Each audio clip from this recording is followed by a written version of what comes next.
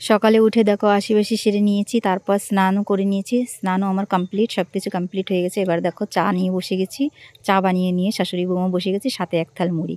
আরও একজন আছে দেখো সাথে, এই যে। তো সবাই মিশে চা খেয়ে নিলাম। এবার চলে আসলাম দেখো রান্নাঘরে। তো রান্নাঘরে রান্না করতে চলে এসেছি, সব কিছু গুছিয়ে গাছিয়ে নিয়ে। আবার তোমাদেরকে একটু দেখে নিলাম, দেখো। তো রান্না করতে করতে চলো তোমাদের সঙ্গে তোমাদের একটা কথা বলি, যে তোমরা এত ভালো ভালো কমেন্ট করো, এত ভালোবাসা দিচ্ছ, তার জন্য সবাইকে আমি আমার তরফের থেকে ধন্যবাদ জানাই। সবাইকে মন থেকে ধন্যবাদ জানাই। তো ভালো ভালো কমেন্ট আমি যখন পড়ি আমার ভীষণই ভালো লাগে। তো দেখো কষানো হয়ে গেছে, এবার একটু টমেটো দিয়ে দিলাম। টমেটো দিয়ে তারপর আমি কষিয়ে ভালো করে একটু নাড়িয়ে চাড়িয়ে তারপর জল দিয়ে দেবো। জল দিয়ে দিলে আমার এটা কমপ্লিট হয়ে যাবে, মানে কষানোতে স্টার্ট করে কমপ্লিট হবে। তারপরে একটু ফুটে গেলে নামিয়ে নেবো সবজিটা।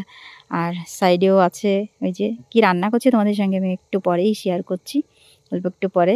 তোমরা ভিডিওটা পুরো দেখতে থাকো, কি কি রান্না করলাম কি না করলাম, দেখতে থাকো ভিডিওটা। তো হয়ে গেছে দেখো, আমার রান্না কমপ্লিট হয়ে গেছে। এবার চলো তোমাদের সঙ্গে শেয়ার করে নিই কী কী রান্না করেছি। এই যে দেখো দন্দেল শাক করে নিয়েছি। দন্দেল শাকটা কিন্তু শীতের সিজনে ভীষণ ভালো লাগে খেতে। আর এদিকে দেখো করলা আলু ভাজা করে নিয়েছি, এটাও কিন্তু দারুণ হয়েছিল খেতে। আর এদিকে কাঁচকলা আলুর ঝোল। তো ভাত বেড়ে নিয়েছে থালে থালে সবার জন্য। এবার সবজিগুলো দেখো একে একে সবার থালে আমি দিয়ে দিচ্ছি। ছেলেও বসবে, ও একটু পরে বসবে, আমাকে ভিডিও করে দিচ্ছিল, তার জন্য একটু লেট হচ্ছে। মাও বসে গেছে।